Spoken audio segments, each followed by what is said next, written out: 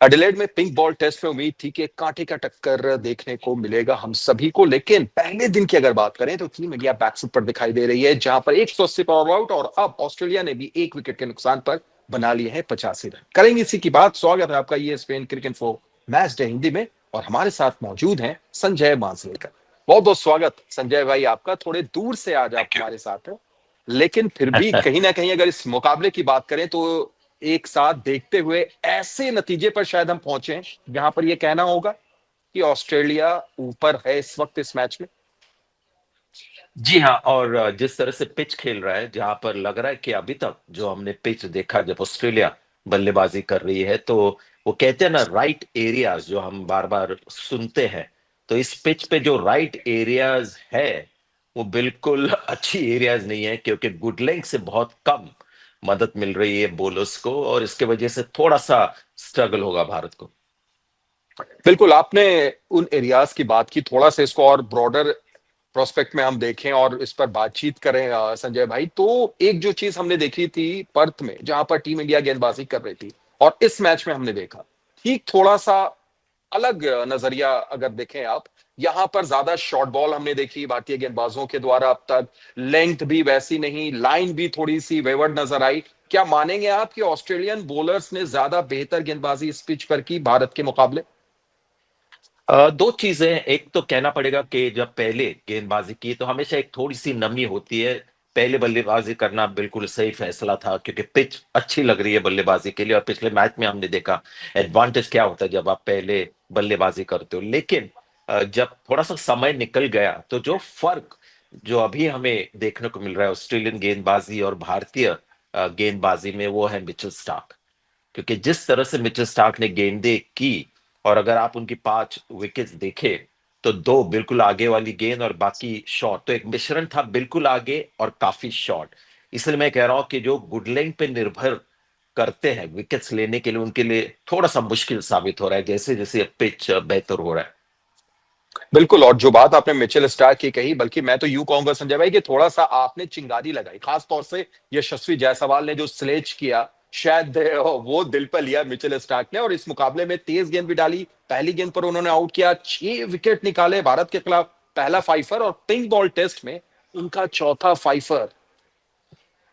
जी, और जो उनकी काबिलियत है, जिसके वजह से मिचेल स्टार्क इतने हाईली रेटेड है। कभी कभी लगता है कि यार फ्लैट पिच पे कभी कभी लगता है कि इतना इम्पैक्ट नहीं कर रहे, लूज गेंदें काफी होती है, ज्यादा अग्रेसिव नहीं लगते। लेकिन आज अगर आप देखें तो पहली गेंद जो उन्होंने यशस्वी जायसवाल को की, उससे पता चलता है कि ऐसी गेंदें बहुत कम गेंदबाज डालते हैं। बुमराह यॉर्कर जरूर डालते हैं, लेकिन उनकी बॉलिंग स्टाइल ऐसी है कि वो टाइप की गेंद डालना उनके लिए मुश्किल है। तो उन्होंने बिल्कुल पिच को इक्वेशन से निकाल दिया। यशस्वी जायसवाल को जिस तरह से आउट किया, उसके बाद बिल्कुल आगे गेंदें डाली, अश्विन को भी और एक हर्षित राणा को भी।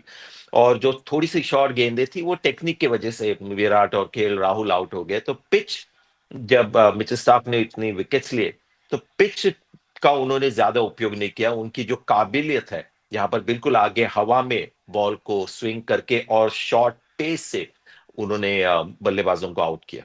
बिल्कुल संजय भाई, और जिस तरफ आपने बात कही जैसे स्टार्क ने गेंदबाजी की, मैं खास तौर से आपसे वो सवाल करना चाहूंगा। ऑफ स्टंप के बाहर राहुल सेट थे, 37 रन पर थे, और एक ऐसी गेंद छोड़ना चाहते थे, बल्ले का बाहरी किनारा स्लिप में गई, और ठीक उसी तरीके से विराट कोहली भी आउट होते हैं, again same bowler Mitchell Starc. तो क्या ये एक प्लानिंग के साथ स्टार्क ने राहुल और कोहली दोनों को अपना शिकार बनाया है, या फिर कहीं ना कहीं कोहली अपनी उसी कमजोरी में फंसते गए जो हम रिसेंट पास्ट में देखते चले आ रहे हैं? केएल राहुल की अगर आप विकेट के बारे में बात करें, तो मिचेल स्टार्क ने बिल्कुल आगे डाल के कोशिश की, और केएल राहुल ने बहुत अच्छी तरह से खेला। तो अभी एक हमको देखने को मिल रहा है कि इम्प्रूवमेंट जो हो गई है केएल राहुल की बल्लेबाजी में, कि आगे वाली गेंद जो हम, उनका वो लीव अलोन जो स्टाइल है अलग सा, उसके बारे में हमने बात की है। तो वो आगे वाली गेंद को ठीक तरह से हैंडल कर रहे हैं। लेकिन उसी लाइन में अगर गेंद शॉर्ट होती है, तो बॉलर ने भी उनको थोड़ा सा परेशान किया।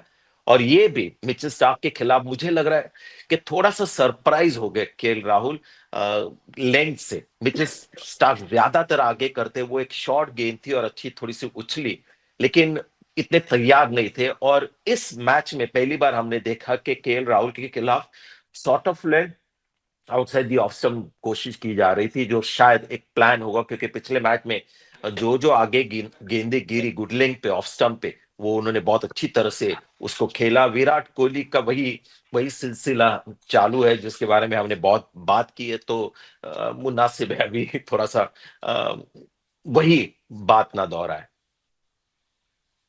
बिल्कुल ठीक है, चलिए वो बात हम ना दोहराते हैं, कई बार वो चीजें हुई भी हैं, लेकिन मैं आपसे ये जरूर जानना चाहूंगा संजय भाई कि अगर कुछ पॉजिटिव्स की हम बात करें, जिस अंदाज में गिल खेल रहे थे, राहुल आउट होने से पहले काफी कॉम्पैक्ट नजर आए, और एक युवा खिलाड़ी खास तौर से उसकी बात करनी बनती है, नीतीश रेड्डी, तीसरी पारी तीनों ही पारी में इंप्रेसिव नजर आए। आज तो जो उन्होंने 3 छक्के लगाए, जिसमें एक मिचेल स्टार्क के ऊपर में वो शानदार छक्का, उनके बारे में कुछ बताएं आप। शुभमन गिल एक बहुत अच्छी खबर, जिस तरह से अपना पहला इनिंग्स इस दौरे पे खेले और नंबर 3 पे आए थे। थोड़ा सा मुश्किल नंबर है, पिंक बॉल, और बहुत ही बढ़िया खेल रहे थे। इनफैक्ट तब तक मुझे लग रहा था कि सबसे कंफर्टेबल और कॉम्पैक्ट शुभमन गिल लग रहे थे, केएल राहुल से भी ज्यादा। लेकिन जिस बॉल पे आउट हो गए, बहुत ही एक ये कठिन फॉर्मेट है जहां पर थोड़ी सी भी आप गलती करें, मुझे लगा कि थोड़ा सा कैजुअल हो गए उस शॉट के ऊपर, उस बॉल के ऊपर, और आउट हो गए, क्योंकि खेल तो बहुत बढ़िया रहे थे।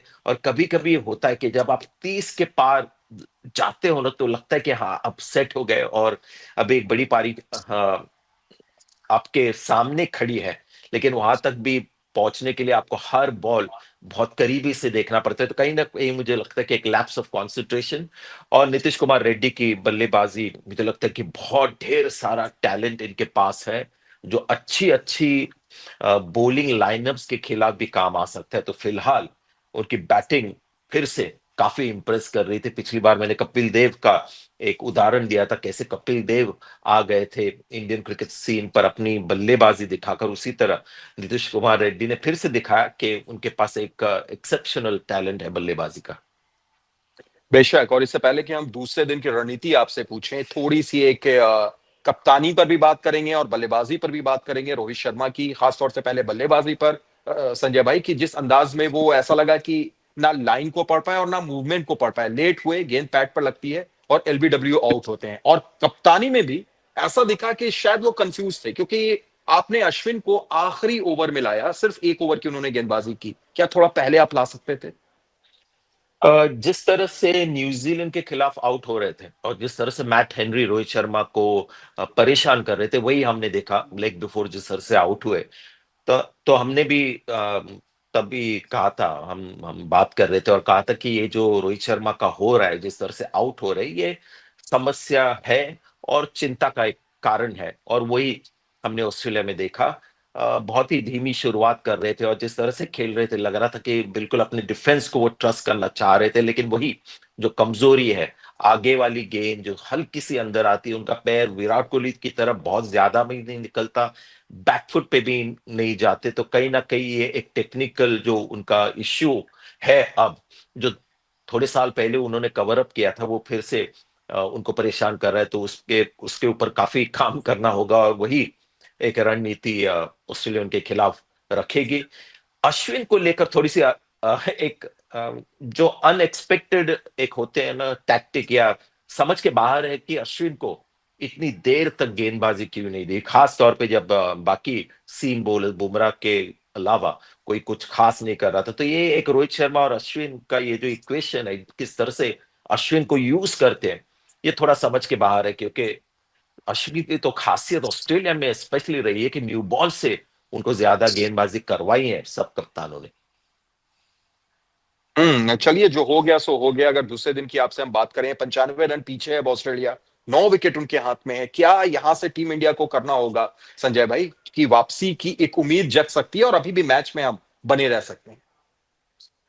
जिस तरह से ऑस्ट्रेलिया की बल्लेबाजी है, हमेशा एक आशा रहेगी भारतीय गेंदबाजों को कि एक सडनली कोलैप्स हो सकता है। लेकिन पिच थोड़ा सा मुझे वरी इस बात की है कि पिच बहुत ही अच्छा लग रहा है और गुड लेंथ एरिया जहां पर हमारे 3 बॉलर अटैक करते हैं, बुमराह किसी भी एरिया में विकेट टेकिंग हो सकते हैं, लेकिन सिराज, हर्षित राणा और थोड़ा नीतीश कुमार रेड्डी गुड लेंथ से उनको थोड़ी मदद चाहिए, वो अभी तक इस पिच में नहीं है। तो थोड़ा लग रहा है कि ऑस्ट्रेलिया अच्छी पोजीशन में है, लेकिन अगर सेट बल्लेबाजों को आउट लेना है, डिफेंस पे आउट लेना है, तो वो काम बुमराह के ऊपर फिर से आ जाएगा, और अश्विन को थोड़ा और यूज करना चाहिए, क्योंकि बाकी सीम बॉलर्स को इतनी खास कोई मदद पिच से अभी तक नहीं मिल रही।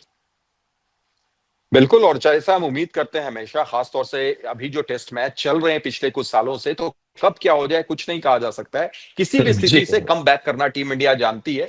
तो क्या पता कल हम लोग बैठकर यही बात कर रहे हो कि ये देखिए फिर से भारतीय टीम का एक शानदार कम बैक। और आप भी अपनी राय हमें जरूर दें, कमेंट करें। बहुत बहुत शुक्रिया संजय थैंक यू। भाई जुड़ने के लिए, तमाम बातचीत के लिए। आप थैंक यू। देख रहे थे ESPN cricket info match day Hindi.